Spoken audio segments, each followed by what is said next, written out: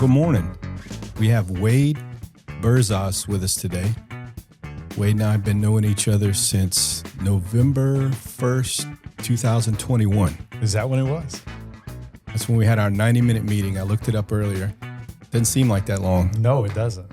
It feels like 3 minutes. Yeah. Underwater.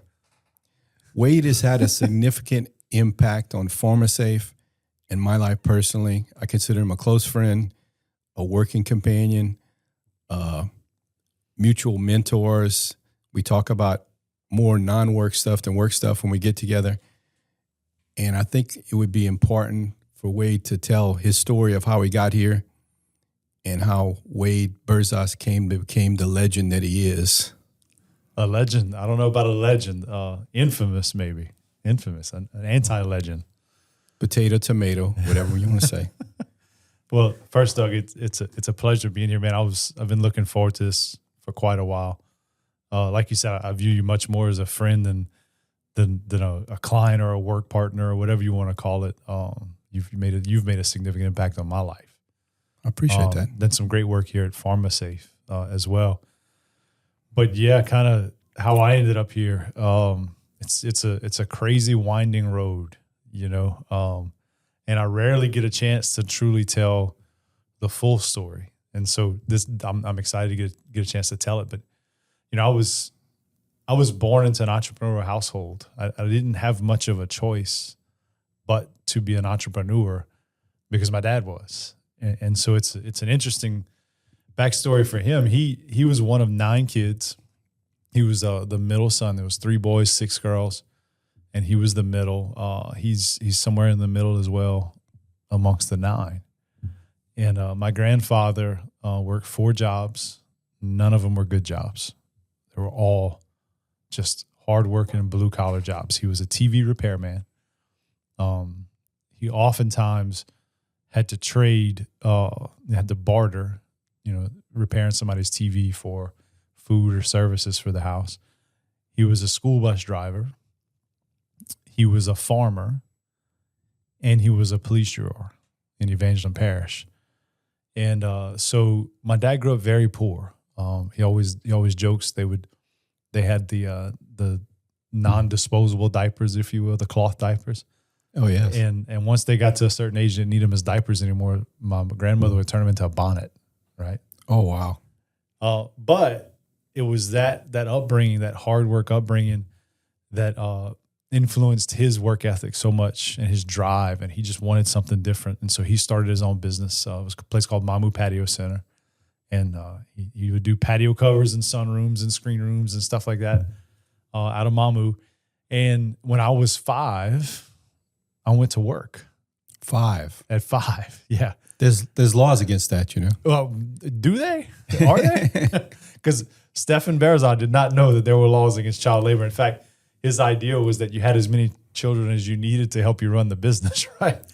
And so apparently he only needed one son to do that because he stopped. I have one sister, but no other brothers. But anyway, at 5, he had me picking up trash for $1 an hour. And then at 13, I'd work every summer. At 13, he put me running my own installation crew. And it's a unique perspective that you have on leadership, right? When you're the boss and you have to hold people accountable, right? You have to make sure the job's done right. But the people that you're leading are your ride home. It's kind of you really learn how to hold people accountable in the right way. But really, truly, I wasn't very good at installs, and that's not my gift. But at 15, Dad calls me in the office one day, and he says, "Hey, man, I got 3 appointments that I can't go to. So congratulations, you're in sales today." And he pulls out a quote book, and he pulls out a calculator, and he says, "This is how much our stuff costs, and this is how you measure it, and this is how you do a price. Go get them, Tiger. Go home, take a shower, and get on the road." And bam, that was my sales career started right there. And so, you know, I went and I actually just fell in love with it right away. I went to this elderly couple's house in Elton, Louisiana, and I sold a double carport to him. And I was so excited. I left my tape measure and I drove to Port Barry, which is about an hour and 15 minutes away. And I had to go all the way back and get a tape measure to go back and do the second appointment. Long story short, fell in love with it. Absolutely knew that's what I wanted to do. And I fell in love with more than anything, the art and the science of understanding people and what drove them, and how to help them get where they wanted to go. Because truly what I wanted to be out of high school was a football coach. That's all I ever wanted to do. Like, I was super passionate about competition, and I was super passionate about helping people and influencing people and managing human energy in a way that helped them get where they wanted to go. Even though I didn't understand how to verbalize that at 18.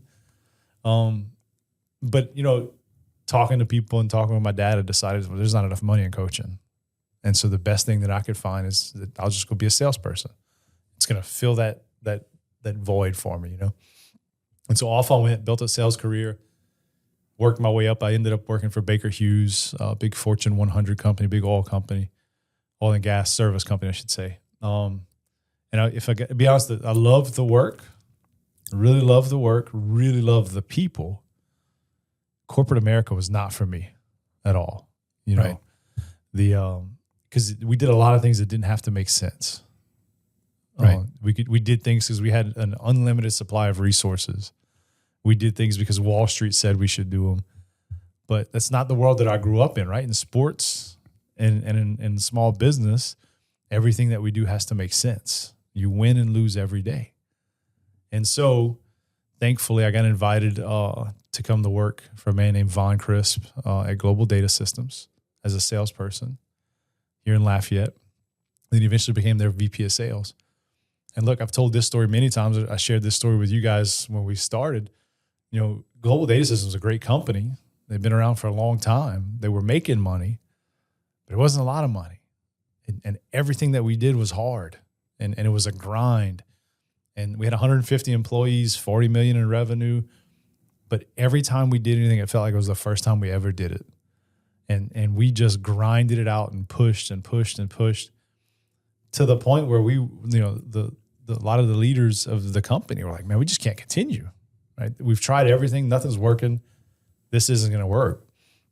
And that's when we got introduced to EOS, the Entrepreneur Operating System, and a guy named Jeff Benton. And so Jeff comes in. Jeff's a great guy, by the way, super funny, completely different personality than mine, but hilarious, and a great teacher and a great coach. And he helped us implement EOS in the business. And Doug, in 3 years, we completely flipped that company around. In 3 years, we went from 80% of our employees said they didn't like the culture to 96% said it was a great place to work.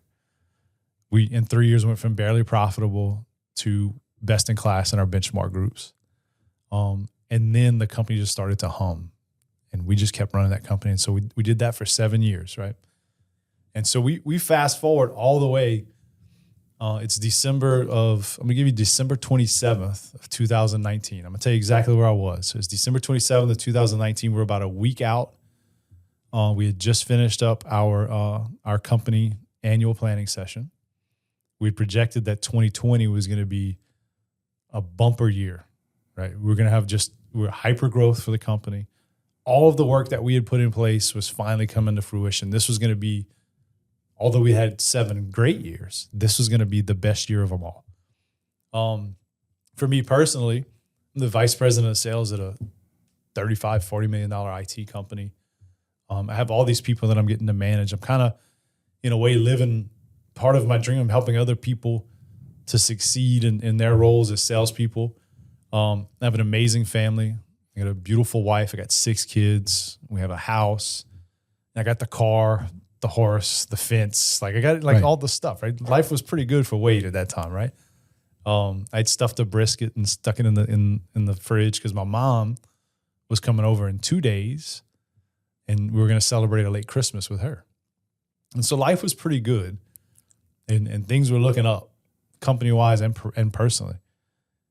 Then December 28th of 2019 comes, and I wake up early in the morning, and I jump in my truck, and I head to the airport here in Lafayette. But I didn't go to like the regular airport, right? I went to the private airplane hangar, right? The special place. The special place. Because this dude from Mamu, who Right. grew up without much, is going to get on a private jet and was going to fly to Atlanta, watch LSU stomp a mud hole in Oklahoma, and then then come back. I was going to get to do it with one of my best friends, Von Crisp, who had hired me to go to GDS and who had become a mentor of mine and who at this point in our life was, although I don't need it, right, was like a second father figure. We were like Sure. we were like, it was a weird combination of brothers and friends and like almost like a neither one of us needed it, but a second father son.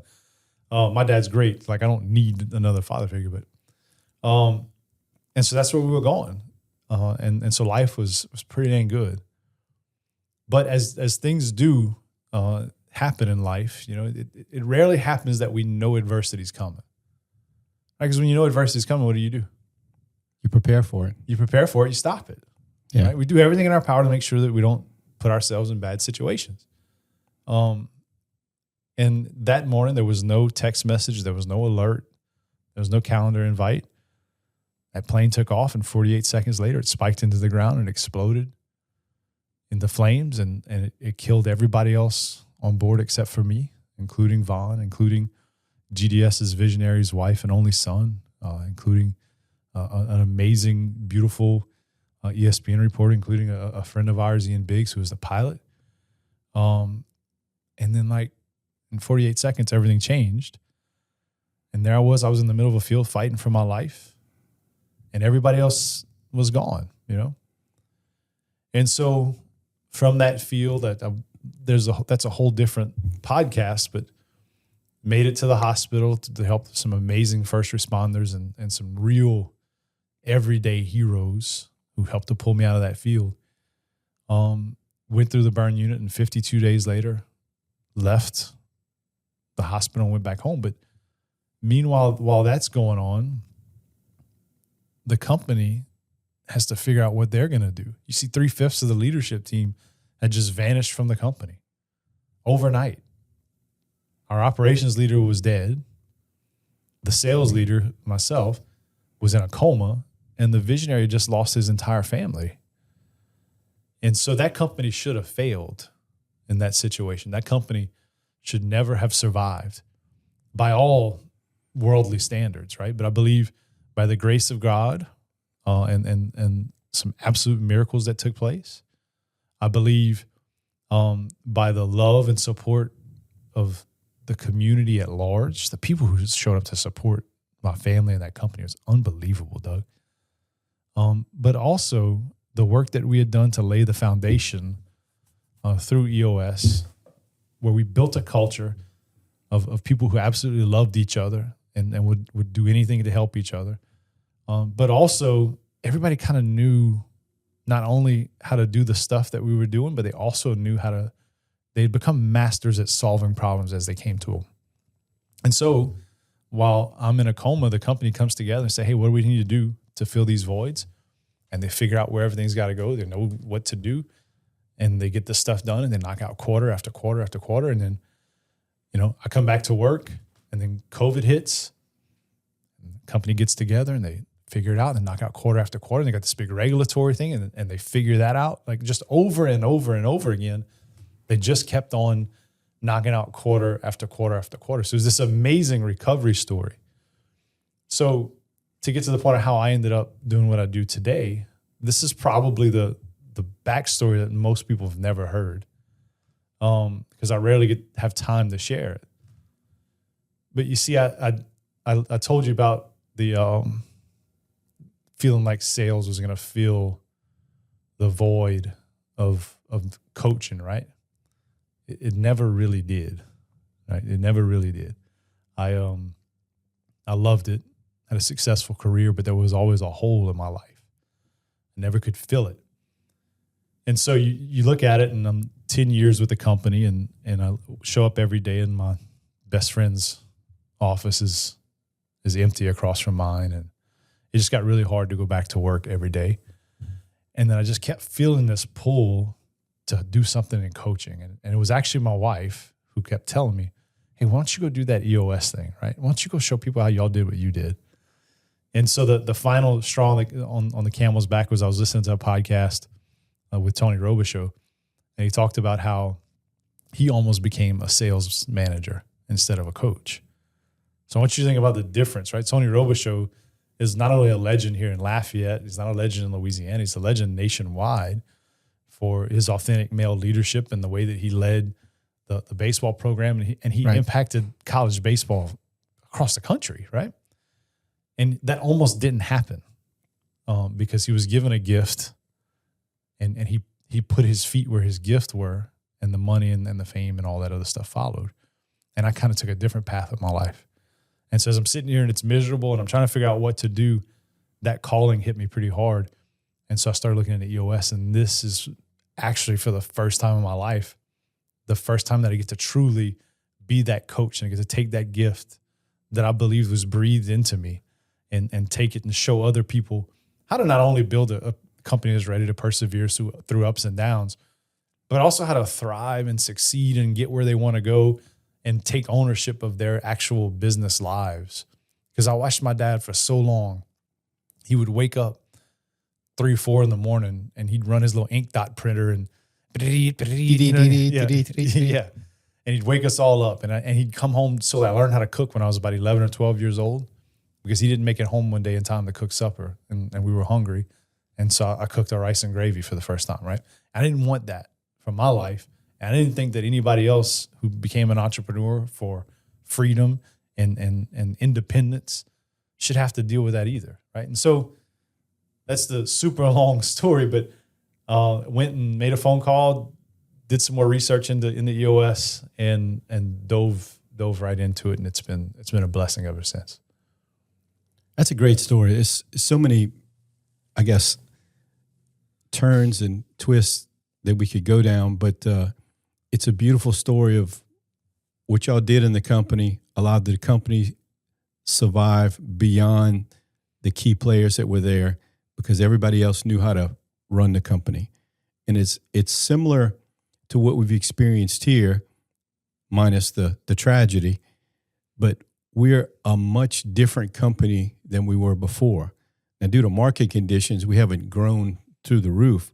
We're stable, we're debt-free, we're profitable, and the accountability and the trust and the way the company runs is so much more, I don't want to say relaxing, less stressful on the leadership team than it was before because of those reasons. So I can relate to parts of what you said in the day-to-day here. Personal example, I'm on no blood pressure medicine now. 8 years ago, I was on 2 different blood pressure medicines. That's incredible. Because of work stress. Yeah, here's the thing. Y'all maybe have not gone through the tragedy, right? But here's the thing. Everybody's got something.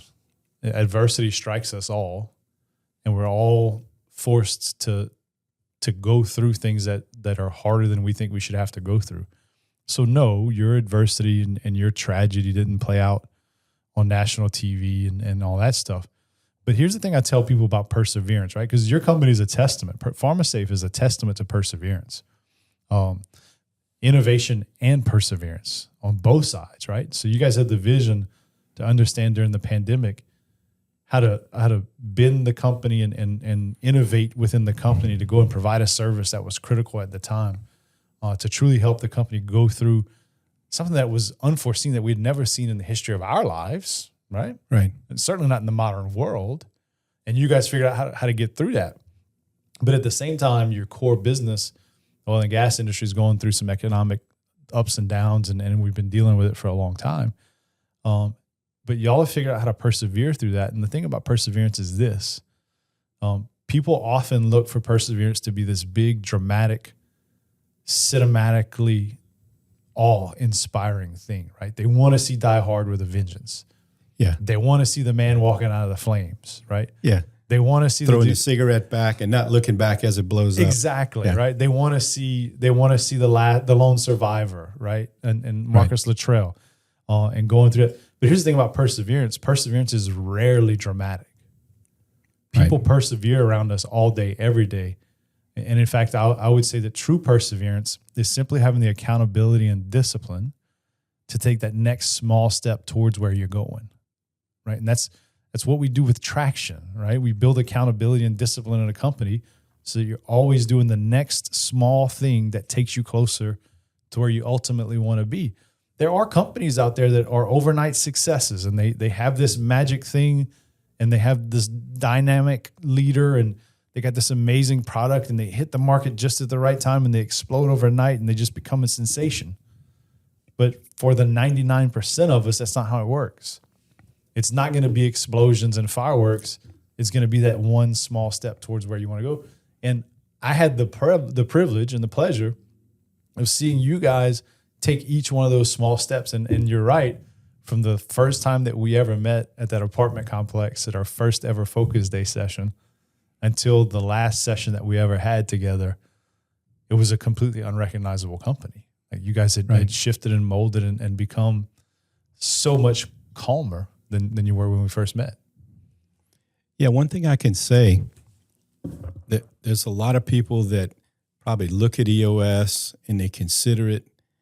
And one thing I can say about it, it is not easy to implement if you want to do it right. It requires blood, sweat, and tears. It requires extremely brutal, crucial conversations and honesty. And honestly, it took us 2 years to get to that point. You know, a lot of people think, oh, I can just buy this widget. I'll read this book. I'll use this stuff. It's not like that at all. It requires personal commitment. It requires some opening up of your personal Pandora's box of how you feel about the rest of the team. And those conversations are tough. Mm-hmm. But I can honestly say, once you pushed us to get past that, and we had those very difficult quarterlies and annuals that involve gnashing of the teeth and red faces and tears in some points, it made us better. So now I feel like there's no subjects that are off limits. And everybody that comes visit us looks at that little group of figurines on the table, and they want me to explain it. And they absolutely love it. The elephant, the bull, all those things. Yeah, little EOS and we use those every day. Yeah. The thing that people often miss is this. Just two things I think people misinterpret. And I think this is in life in general, not just in business. But, and I think I'm going to give Jeff Benton the credit on this one, but he may not have come up with it, but he's the first person I ever heard say it. And that is that the brilliance is in the struggle. The brilliance is in the hard stuff. The easy, dictatorships never have disagreements. That's right. Saddam Hussein didn't have to worry about somebody disagreeing with him. And you see where that took his country, right? But in great companies, great teams, there is struggle. There is differing ideas. There is personality challenges. But in great teams, they enter that danger and they have those conversations. And then whenever they do that and they get into those weeds and they really grind it out, that's when the best ideas come out. And so, yeah, it is hard. It is difficult to have it. But the second thing is in great trusting teams, there's a love there that exists, right? And I often tell people, love is not an exponential increase of like. Sometimes you have to tell people that you really like things that they don't want to hear.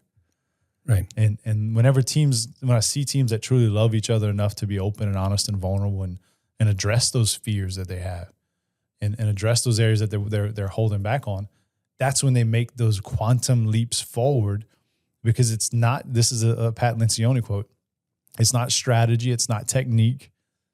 It's not the smart side of business that differentiates great teams from good teams.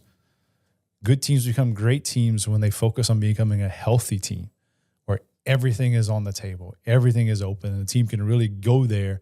And that's when the best ideas win out. And that's when those great teams truly take their companies where they want to go. And sometimes those results are internal, right? There's the hidden growth path that's hidden from the rest of the world.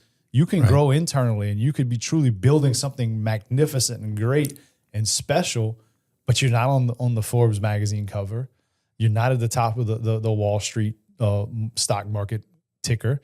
You're not going to even get an article in the local paper, right? You may not even be breaking profit records, but you can still be growing. And it's important that we recognize the difference between the gap from the gain from where we were to where we are now, right?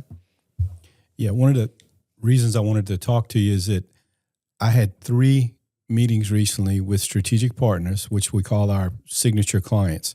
We treat them differently. We treat them as a partner, and they recognize that. And all 3 of them told me, Pharma-Safe has changed so much over the last 3 or 4 years, which is right on track for implementing EOS. In my previous role before I was president, when I was COO, I was involved in a lot of small issues on a regular basis that didn't get solved. And since I was the guy way back in the day that brought the account in when I was in sales, my phone would ring. And I'd be way more involved in issues that were 2 levels below my position, only because they had faith that I would take care of it. In the last 3 years, I've been involved in hardly any issues. And if so, it was a very large issue. It was a company issue. Mm-hmm. But they recognized the difference in the company, even though we haven't sent them memos and letters and posters that say, hey, look, we changed. They recognized, and they brought it up to me. And that was the most telling thing of how a client, their satisfaction increased very subtly over time, and they were very happy. And those clients have our competitors knocking on their door every day, and they just said, nope, we're good. Mm-hmm. We're taken care of. They take care of us. And the second part of this is it's a small industry, the paramedic safety industry. I know a lot of the players for the other companies, and there's 3 players in particular that walked up to me at the last networking event and said, Doug, I don't know what y'all doing, but just keep doing it. I called on such and such the other day, and when I left the meeting, I thought he was a salesman for your company. I wanted to buy your stuff. Oh, that's awesome. So that was beautiful. And that's friends of mine that we know each other. We're competitors, but we're honest with each other. Yeah. And I thought that was the biggest, kudos we could get as a company. Yeah. You mentioned how you used to have to deal with a lot of small issues, and now you're not having to deal with that as much, right? One of the things that I saw with you as you guys grew and grew as leaders, right, is whenever you started, you specifically, I can almost remember the day when you started learning how, whenever people asked you what you thought they should do, to go and say and turn the question, well, what do you think we should do? And you started letting your people make amazing. And then you guys have always had a super solid leadership team with great leaders. But when the team started building that comfort level of not only that they could make decisions, but that you could then let your people make really smart decisions, sometimes even let them make mistakes. That's right. That weren't going to hurt them or hurt the company, but we're going to maybe help to teach them something in the future. That was, I remember that vividly when that table turned in our session rooms. Yep. That's the hardest thing that I try to tell the young supervisors and managers that I had to learn is you're not a worker bee anymore. You're a mentor, you're a counselor, you're a manager, you're a coach. And sometimes you got to let them call the end around or the deep bomb when you know it's not going to work. So you don't let them go too far, but they have to experience getting past those conflicts that they create, owning the conflict, and coming back and say, I'm going to do it different this time because, or asking for resources or whatever. That's the toughest thing, not to be old term micromanager, right? But to allow the people to grow on their own. So I'm going to turn the tables on you a little bit. I have 2 questions for you. And we're not trading any inside secrets, right? What happens in the session room is sacred. We're not going to share that stuff. So to the degree that we can share it, you mentioned how hard EOS was. So the first question is, what was the most difficult thing as you guys in the whole journey, as we started to where you guys are now? And secondly, what was your favorite shareable moment or nugget or thing that we learned or thing that we did in the session room together? Oh, those are great questions. You can tell you've been doing this a minute. The most difficult thing was the complete honesty between the players. We are a small privately held company that was open in the garage of one of the owners. He started buying the donuts, and the other owner went on the road and sold the donuts. And that was a wonderful thing. It's an American success story. The company grew to a point where it exceeded their ability to manage it as a lemonade stand. As they all do, yeah. So there was this area of discussion that you could never cross into that was owners' issues. And then there was operational issues. And over time, the dynamics of both those owners created a personality learning of the leadership or the management team. Well, we don't tell this one this, and we don't tell this one this. And they began to not be honest with each other. And so at the point, we got some stuff on the table that had never been on the table before, and tempers flared, and tears were shed, and words were spoken. But we were able to get back from that and move forward with some humble confidence from everybody at the table. And you're a big part of helping us get through that moment. That was probably the hardest thing, because 50% of my brain said, this is going to blow up. We're never going to do this again. They're going to get mad at each other and sell the company. And the other 50% said, come on, we can do this. We can do this. Should I say that? Yeah, I'm going to say it. How am I going to say it? Yeah. All those thoughts.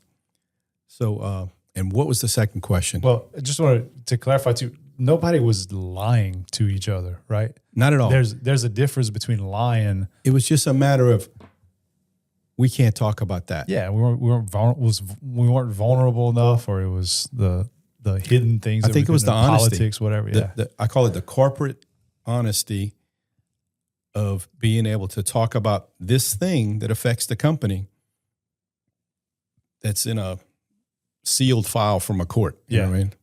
We need to talk about it. Yeah. And after we talk about it, all the power went away. Yeah. It completely removed the stigma of talking about that. Then significant growth happened with the team. I remember that. I remember it vividly. And the thing is that the boogeyman was not as big and bad as we thought it was. Right. Everybody was relieved when we walked out of the room.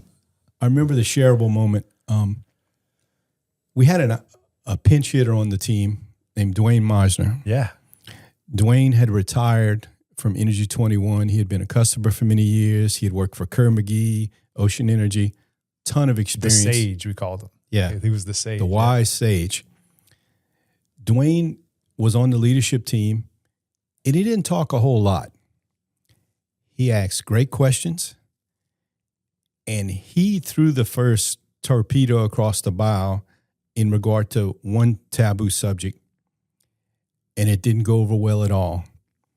And after the meeting, he thought, oh, my God, they're going to kick me off the team. I'm not going to be back. I hugged him, and I told him that was the greatest thing that had ever happened in a meeting. And that one salvo across the table initiated some honesty that needed to happen. That was a problem for us and the owners, but it was that elephant in the room that we didn't want to talk about. Right.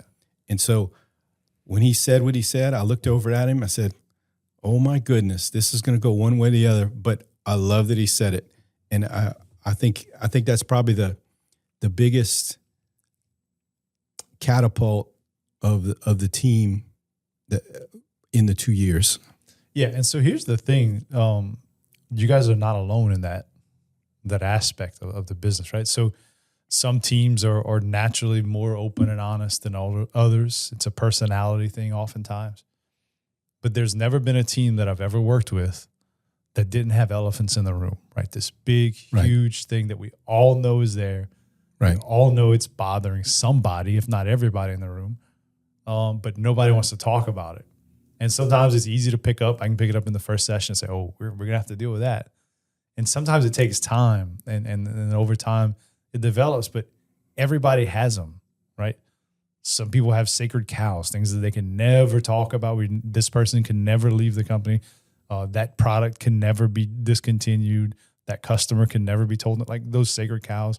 Some people, but everybody's got something in their organization that is the big scary thing. And Doug been doing this, I think 5 years now. And then I helped run GDS on EOS. Well, that's enough acronyms for today. For 7 years on EOS. So it's about 12 years of session room experience. And I've never, A, seen a company who didn't have an elephant. B, never seen an elephant that was as scary as they thought it was. Mm-hmm. And C, never seen a team who, when they finally addressed the elephant and dealt with it, didn't skyrocket after that and take a huge jump forward as a team and as a company.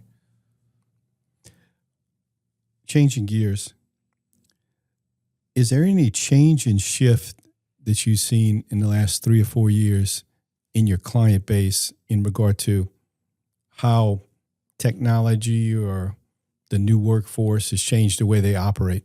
Yeah, there's a bunch of them. Let's talk the last 3 to 4 months first. AI is changing everything. AI is transitioning the world, and it's happening at a rate that I don't think we can even fathom currently. I was listening to a podcast yesterday that talked about in the next 18 months, something that today we couldn't fathom. 5 years ago, we didn't even think existed. We're going to have the ability to have every human who has a phone is going to have the ability to have an AI agent that would be basically their full-time personal assistant that can do everything for them. Phone calls, emails, scheduling, booking trips, reservations, food, groceries, you name it. It's going to be like having your own personal assistant on the side of you. Right. So AI is changing the game. The thing that I see a lot of people struggle with is how to successfully integrate AI into their businesses and leverage its computing power and efficiency without losing the human touch and the things that makes them special as a company.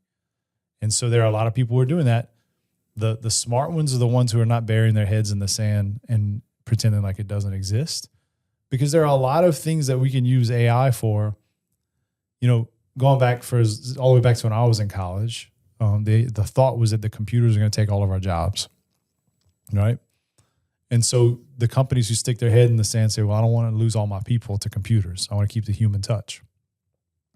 The really strategic thinkers right now are figuring out, how do we gain the efficiency of leveraging AI to do the things that we don't like to do or that we're not good at, while we humanize all of the extraordinary things that we do as a company, so that the human part can be accelerated, so we can be closer to the dollar and that people can excel in their unique ability. Right. And so good companies do that. We got to figure it out. I don't have it all figured out, this whole AI thing. But that's the big change I've seen. Another change that I've seen, look, this is, I don't know, maybe it's controversial. I don't think it is. People get frustrated with this generation that's coming out of high school and college now, that they don't want to work. And I get frustrated with my clients who tell me that they can't find anybody because they don't want to work and good people aren't out there. It's simply not true. Now, what is true is that we're taking a generation out of school right now and putting them into the workforce who's never been taught how to work. And so whereas in the past, you would bring somebody in and you would teach them how to do the job that you have for them, these people may not know how to even know what expectations are, right? They don't know what they're supposed to do and what they're not supposed to do. So companies who are having success in the people component of their business and really, I've got clients who have lines out the door of they can hire on demand as they bring on a new customer for themselves and they need to hire 2 people. They have 2 highly qualified people ready to go. One of them's in Lafayette right now. It's an amazing company. And so those people are out there, but what they're doing is 2 things. Number one, they are really strategic in people development. And they are constantly talking about their culture, and they're bringing people in that fit their culture, then setting crystal clear expectations with them, all of their expectations. And they're holding them to those expectations, and they're constantly communicating and giving them good feedback. And then they're giving them really good processes and helping them to succeed. And so we went from HR to people development. You see the difference? So I'm talking about, like, Yes. as opposed to just, hey, we're going to manage this person, make sure their benefits are good, get them in and out the door, to we're going to bring this person in and we're going to develop them into our perfect employee. And so those companies who are doing that are having a lot of success. The other thing, the people who are having success in the people component are doing is they've changed the way that they recruit people. So if we spend all of our time screaming at the sky about how there are no good people out there to hire, and we can't find good candidates, great, you could do that, but you're just going to spend the rest of your life complaining that there aren't any good people out there. You still got to run a business, get up and win anyway, right? Right. And so the people who are having a lot of success have taken a different approach to recruiting. They're using different language with their potential candidates. They're being more direct in their recruitment. They're not just blasting out blank job postings and waiting for applications to come in. They're going to find people either at their competitors or adjacent businesses, or out of they're partnering with the universities. They're partnering with the technical schools, the different areas, to go find very specific candidates that fit what they want. And then they're actually putting together, the same way that you do a marketing strategy, a recruiting strategy. So they figure out who their ideal targets are, what they're going to say to them when they get them, and they develop a proven process to get these people in and help them to be successful in their company. Because for years, if we were honest with ourselves, here's what we would tell people in the job market. Hey, Doug, why don't you come work for me? I'm going to bring you in. I'm going to put you in a job. I'm going to be very vague as to what your job duties are. And I'm going to be completely, what do you call that? Obtuse or whatever. I'm going to cloud your eyes on what good looks like. I'm not even going to tell you what actual success looks like in that role. And then I'm not really going to train you. I'm not going to give you any feedback as you go, but I'm going to expect you to hit your numbers that I haven't told you. And you're based on those criteria, you're not going to succeed. And you're going to really start to struggle, and you're going to get upset, and you're going to be miserable, and then we're going to be miserable. And then we're going to take you out of that job because you're not succeeding. We're going to put you in another job that you're less qualified to do. And then you're going to get more miserable and more depressed, and you're going to take that home, and then you're going to get that divorce you've been wanting. Yeah. And then shortly thereafter, we're going to fire you, and you're going to go find another job and do it all over again, right? So to be successful in the people market, which I think is the biggest transition that we're dealing with right now outside of technology, we must be ready to set crystal clear expectations for what good looks like. And we must be ready to help our people to develop, to meet and exceed those expectations and be successful, because the people who are coming out of our universities, out of our technical schools, out of our high schools today and joining the workforce are looking for somebody to lead them. They're looking for somebody to develop them and to guide them, because that's the way that they've been taught. Yeah, that's a big change. We've had to totally revamp, because we were doing it wrong for many years. And the big difference is now, with the help of the EOS system, we discuss core values first interview. We go over the accountability list in detail. We tell them exactly how it's going to be, what they need to do, what our supervisor is going to do, what the team does. And myself and the owners, if they're available, meet with every new employee when they're going through orientation, and we restate what the supervisor says. And during the interview process, if the hiring operations guys or the recruiter doesn't feel like they align with our core values, we just very politely and delicately say, listen, we're good here. They very professionally in the interview, and the notes are, didn't align with our core values. And you can see that in the interview now that we've re-indoctrinated all our hiring people, HR, our recruiter, our operations people. So that helps a lot. Yeah, people definitely want to be developed. They want to know what to expect, and they want to get timely feedback. Those quarterly conversations have been so helpful for people to not be, oh, I wonder how I'm doing or whatever. It helps out a lot. Yeah, and you guys early on identified onboarding as an area that you wanted to improve. And I remember all the work that y'all did on the front end and ongoing all the way through the process to improve that onboarding process, because that is your most important opportunity to bring somebody on and to help them to fit in and to make them comfortable with where they are, right?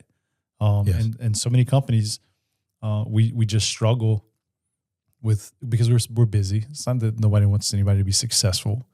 We want to be good at onboarding, but our customers are calling, and the shipment's not coming in, and the delivery guys on the door, like all the stuff. But when you can master the onboarding process and get really good at that, like as you guys did, that's when you really get some stickiness with your employees. You mentioned AI, and our strategy on AI, we're using AI to do the hard stuff. Analyze. We've been in business 28 years. We got a lot of data that's just been sitting there in regard to patient treatments, medicines used, incidents, whatever. We're feeding all that into AI and creating very cool reports per client, per year, that help our clients see the value of having a paramedic offshore in a remote location, maybe forward-looking in regard to these are the kind of incidents you've been having. We did that manually in the past, and it's that thing you don't want to do. It's that book report. But now we're using AI to do that, help our communication to be more concise and more professional, capturing action items that we miss in meetings. So we're using it for the efficiency piece, but I think the goal for us is to always put people before paper.